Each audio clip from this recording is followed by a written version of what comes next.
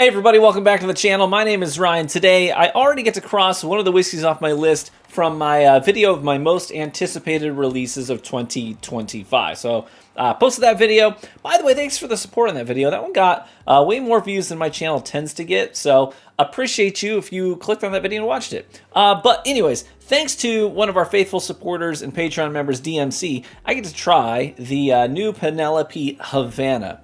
We're going to take a trip to Cuba. I think that's how they say it. I don't know. I'm not Cuban. But anyways, Havana. So this is a double finished bourbon from Penelope. And so obviously it's MGP.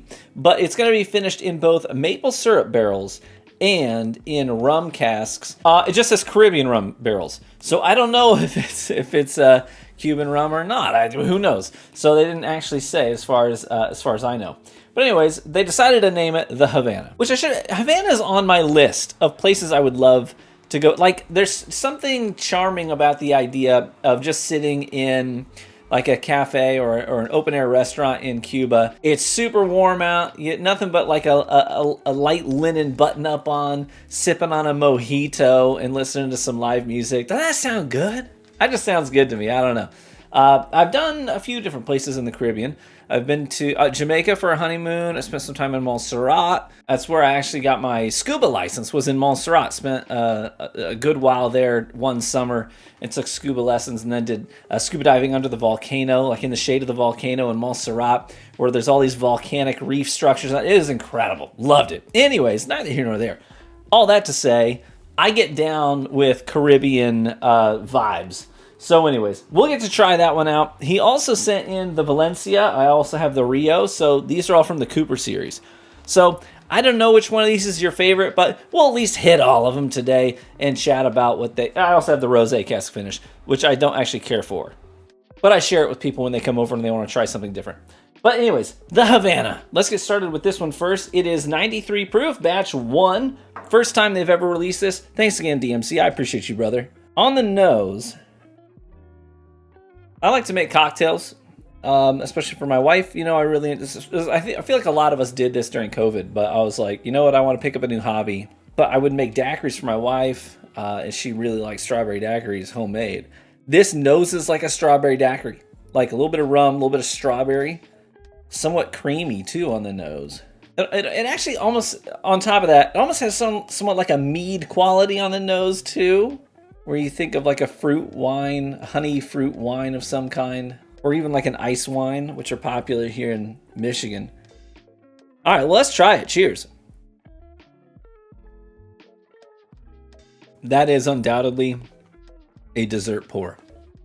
Holy cow, that is sweet. Mouthfeel, thick and viscousy, syrupy. It does carry that ice wine kind of a vibe where it's thick and viscous, but very sweet. A little bit of tart fruitiness to it. I almost get more honey than I do maple syrup, though. Man, that's not exactly what I expected. I kind of thought I would get a bunch more of that Caribbean vibe, but I'm getting more honey and fruit, which is not a bad thing, right? It's not like I'm disappointed. It's actually quite good. I like a good ice wine, but this is very desserty, I'll tell you that. I will say I'm appreciating on the finish, right here on the sides of my mouth and the sides of my tongue especially, I get this good oak presence, just a nice little mature oak quality to it. A little dry, a little sweet, but it helps to offset just the syrupy fruitiness of the whiskey, you know, to get a little bit of oak in there at the end to kind of try and bounce it out a little bit.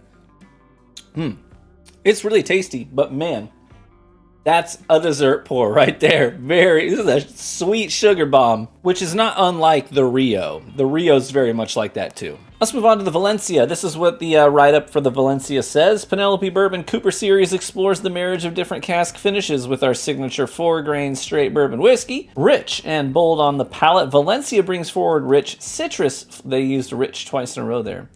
Sorry, writer in me. Valencia brings forward rich citrus flavors from the coasts of Spain. Valencia is finished in Vino de Naranja, orange wine.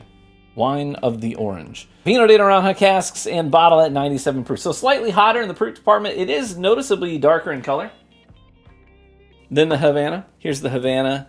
Actually, you probably can't tell on that camera, but it is slightly darker. Let's get in here. I will say immediately on the nose, I think the Valencia carries more of the MGP 4-grain bourbon notes on the nose, right?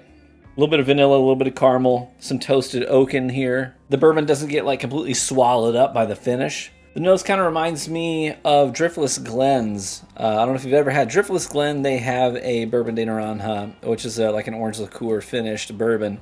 It reminds me a lot of that. Just traditional bourbon notes in the nose, but alongside it, accompanying it in tandem, we do have this orange rind citrusy note, which to me always makes me think of an old-fashioned. You know, you get like an orange peel and you express the oils over the old-fashioned. And that puff, if you've ever made an old-fashioned from scratch, you're used to wringing the rind of the orange, and you see this puff of oils when you do that. It kind of puffs out, and then you breathe it in. It's that. You know what I mean? It's those oils from the peel of an orange. Let's try it. Cheers. Kind of reminds me of orange cream soda.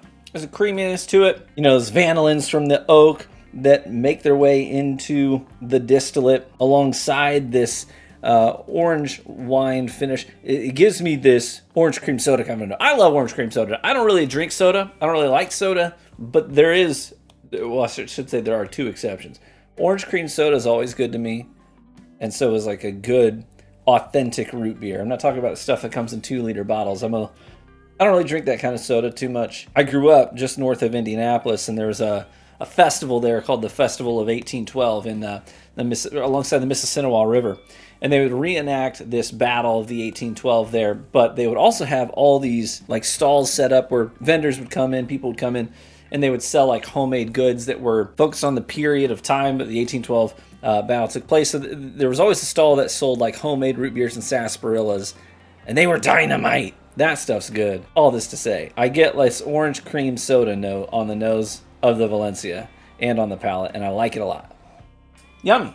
So I have now had every whiskey from the Cooper series from Penelope. And if I were to rank them from my favorite to least favorite, it's kind of tough.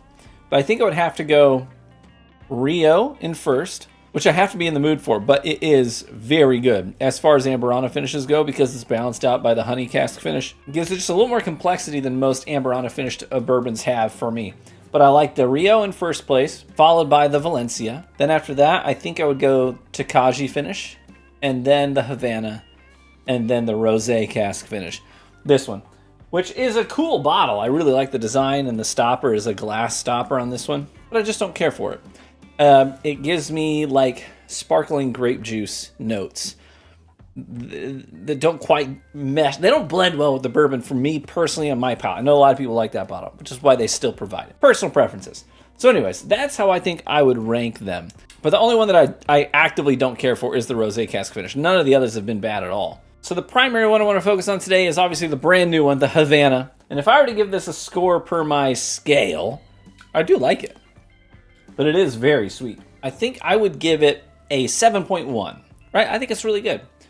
The only things that I would say would elevate this, in my opinion, would be, I think, honestly, if you blended in a third, component, which would just be maybe an extra aged bourbon of the same distillate, right? Just aged a little bit longer to mix in some good mature oak notes, I think would help to offset all the sweetness with some maybe charred tannic oak in there, just to give it a little bit more body, I think. And then if you blended that in, you could even elevate the proof point, I think, a little bit, maybe by even 5 points. I think that some extra aged oak, 5 proof points, might make this, for me and my taste, a bit of a better whiskey. But either way, it's really good. Really, really desserty. But I'm curious to hear your thoughts. If you have a bottle of the Havana and you've tried it, let me know what you thought about it in comparison to my own notes in the comments below. Otherwise, feel free to give opinions on what you think you might think about this whiskey based on tasting notes and what you know about the whiskey so far. And is this something that you would actively go hunting for? Let me know. Thanks so much for watching the video. I appreciate each and every one of you. I hope you have a wonderful rest of your day. Cheers, my friends. Be warm and well fed, and I hope to catch you in the next one. Bye-bye.